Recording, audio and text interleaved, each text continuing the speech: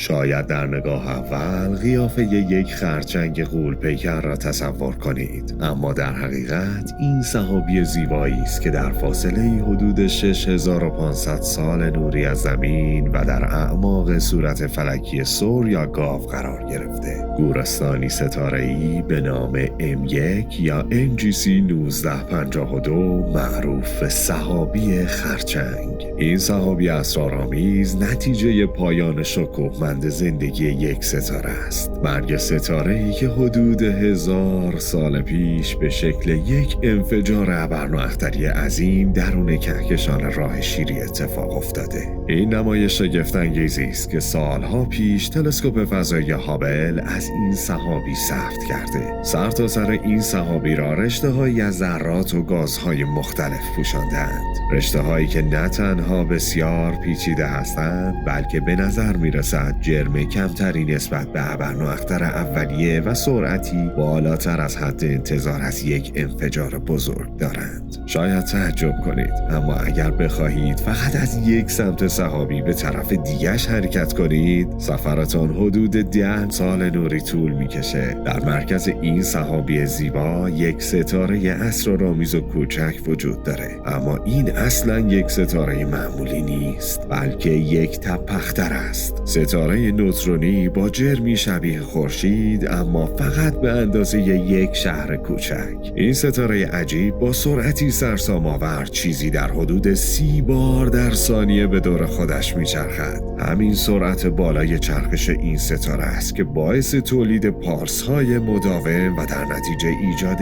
یک میدان مغناطیسی قوی می‌شود که این امواج را در فضای اطرافش پخش می‌کند. احتمالاً همین تپه‌اختر عامل این انفجار ابرنواختری بوده و این توده گرد و غباری را ایجاد کرده. اما این رشته‌های تو در تو ثابت نیستند. آنها با سرعتی بالا چیزی در حدود 1500 کیلومتر در ثانیه حرکت می‌کنند و آنقدر در فضا گسترش می‌یابند که طی هزاران سال بعد محو می‌شوند. این یک تصویر ترکیبی از سحابی خرچنگ است. منظره‌ای که در طیف‌های مختلف از ترکیب داده‌های تلسکوپ‌های هابل در طیف مرئی، تلسکوپ اسپیتزر در طیف فروسرخ، XMM نیوتن در طیف فرابنفش، رصدخانه پرتو ایکس چاندرا و آرایه بسیار بزرگ رادیویی به دست آمده. پس اکنون ما در حال تماشای یک نمای عجیب کیهانی هستیم. این شاهکاره، چرا که ما میتونیم سحابی خرچنگ رو این بار در سراسر طیف‌های متنوع الکترومغناطیسی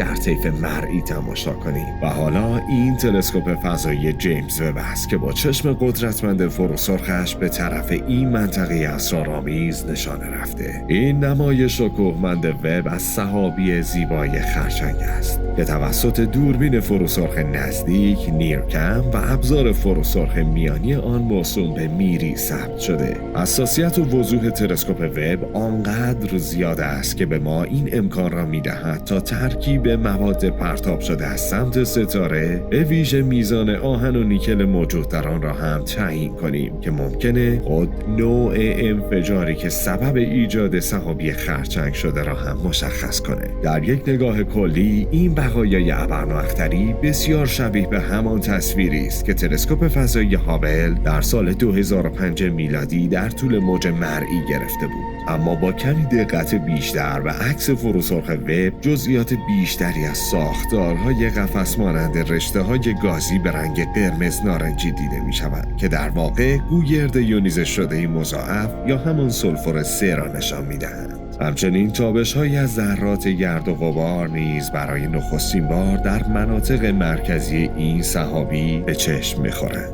اما درون آن از مواد نیمه شفاف و شیری رنگ تشکیل شده. این ماده سفید تشعشعاتی از سنکروترون است که در سراسر طیف الکترومغناطیسی ساطع می‌شود که حالا به لطف حساسیت و قدرت تفکیک دقیق وب آشکار می‌شوند. این تابش توسط ذرات بارداری همانند الکترون‌ها ایجاد می‌شوند که با سرعتی بسیار بالا نزدیک به سرعت نور در اطراف خطوط میدان مغناطیسی شتاب می‌گیرند و حالا اثراتی از این تشعشعات عجیب در بیشتر مناطق درون سحابی خرچنگ آشکار می‌شوند. حالا بیاین به دنبال یک محدوده خاص بگردیم. با کمی دقت پیچ‌هایی را که از یک الگوی مواج پیروی می‌کنند را در مرکز این سحابی پیدا کنید.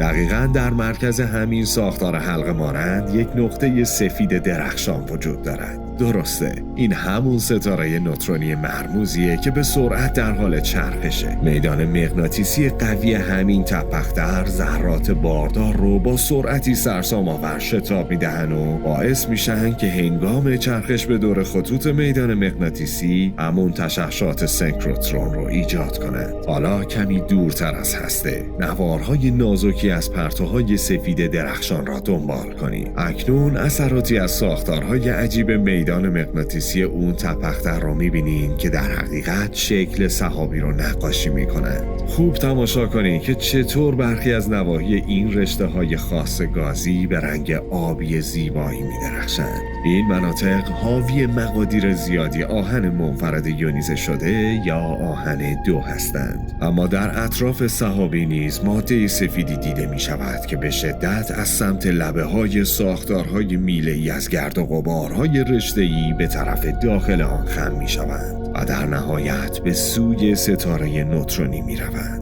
گویی کمر سحابی فشرده شده. در واقع این تو رفتگی و لاغری ناگهانی سحابی ممکنه به دلیل محدود شدن انبساط بادهای ابرنااختر توسط کمربندی از گاز متراکم ایجاد شده باشه. بادهای تولید شده به وسیله قلب این تپه‌در همچنان پوسته گاز و غباری را با سرعتی بالا به بیرون میرانند. اما قطعاً این تمام ماجرای این سحابی نیست. با اینکه وب توانست این بار ساختار شگفت‌انگیزی را به همراه حضور برخی عناصر خاص را از درون سحابی خرچنگ در طیف فروسرخ برایمان آشکار کند، اما بسیاری از داده ها را مدیون رصدهایی هستیم که تلسکوپ فضایی هابل بیش از 20 سال پیش انجام داده بود. بدون شک ما برای رسیدن به درک بهتری از چگونگی روند این انفجار عظیم ابرنااختری همچنان نیاز به داده‌های بیشتر و مطالعات دقیق تری داریم تا شاید بتونیم اسرار بیشتری رو از این جهان ناشناخته فاش کنیم.